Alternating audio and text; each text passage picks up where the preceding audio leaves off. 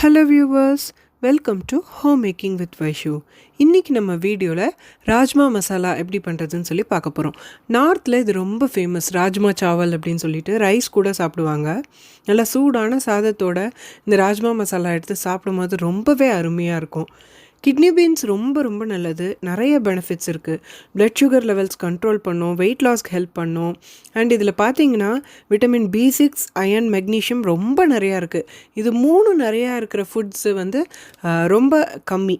அதே மாதிரி அயன் ஜாஸ்தியாக இருக்கிறனால இப்போ நம்ம டீனேஜில் இருக்கும்போது, நானே சின்ன வயசில் அயன் ரிச் ஃபுட்டுன்னா அப்படி இருப்பேன் நான். எங்கள் அம்மா அப்போ எனக்கு அடிக்கடி ராஜ்மா மசாலா செஞ்சு கொடுப்பாங்க. பார்த்தா எனக்கு இப்போ தான் அதோட அருமை தெரியுது. அதில் அவ்வளோ அயன் கண்டென்ட் இருக்குது. எனக்கே தெரியாமல் நான் அவ்வளோ அயன் கண்டென்ட் சாப்பிட்ருக்கேன். ஸோ டீனேஜ் கேர்ள்ஸுக்கு அயன் எவ்வளோ முக்கியம் இல்லையா? ஸோ நீங்கள் இந்த ராஜ்மா மசாலா மாதிரி செஞ்சு கொடுத்தீங்கன்னா அவங்க ஈஸியாக சாப்பிடுவாங்க. வாங்க எப்படி பண்ணுறதுன்னு சொல்லி பார்க்கலாம். ஃபர்ஸ்ட்டு நம்ம ஒரு பேன் எடுத்துக்கலாம். இதில் ஒரு டேபிள் ஸ்பூன் அளவுக்கு வெண்ணெய் சேர்த்துக்கலாம். வெண்ணெய் உருகினோன்னு ஒரு டீஸ்பூன் அளவுக்கு ஜீரகம் சேர்த்துக்கலாம்.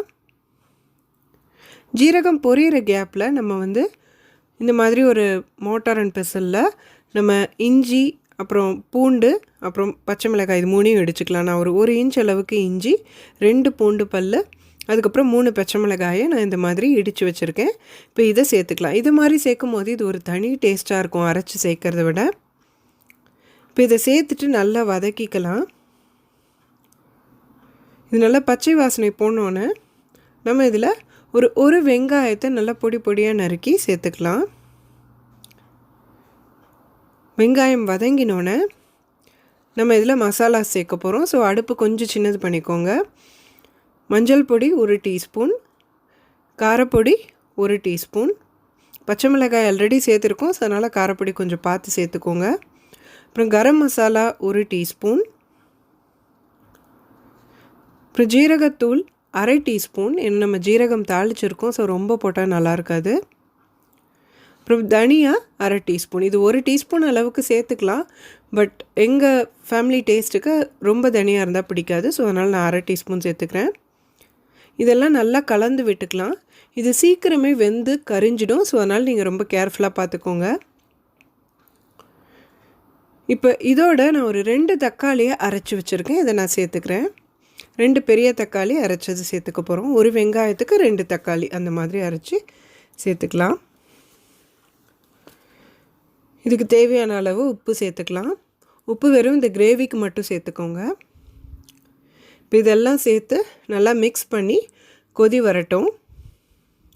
நான் ராஜ்மாவை நல்லா வேக வச்சு, உப்பு போட்டு வேக வச்சு, இப்போ பாருங்கள் இந்த மாதிரி பதத்துக்கு எடுத்து வச்சுருக்கேன். இப்போ நம்ம இதோட சேர்த்துக்க போகிறோம். இது ஒரு 1.5 கப் ராஜ்மா ஊற வச்சு வேக வச்சது, உப்பு சேர்த்தது. ஸோ இப்போ இதை சேர்த்துட்டு ஒரு கைப்பிடி அளவு மட்டும் மிச்சம் வச்சுக்கோங்க. அது நான் என்ன பண்ணணுன்னு நான் கடைசியாக சொல்கிறேன். இப்போ இதை சேர்த்துட்டு இது எல்லாத்தையும் நல்லா மிக்ஸ் பண்ணிக்கலாம்.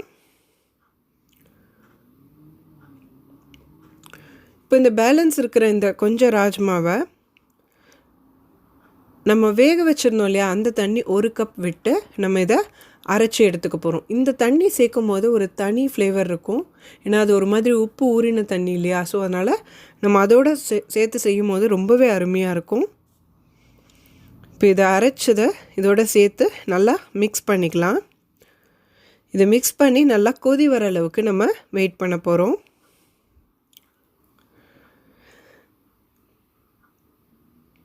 இப்போ பார்த்தீங்கன்னா சூப்பராக கொதி வந்திருக்கு, நல்லா திக்கும் ஆயிருக்கு நம்ம ராஜ்மா மசாலா. பாருங்கள் என்ன ஒரு பியூட்டிஃபுல் கன்சிஸ்டன்சி. நம்மளோட யம்மியான ராஜ் மசாலா ஜம்முன்னு ரெடி ஆகிடுச்சு.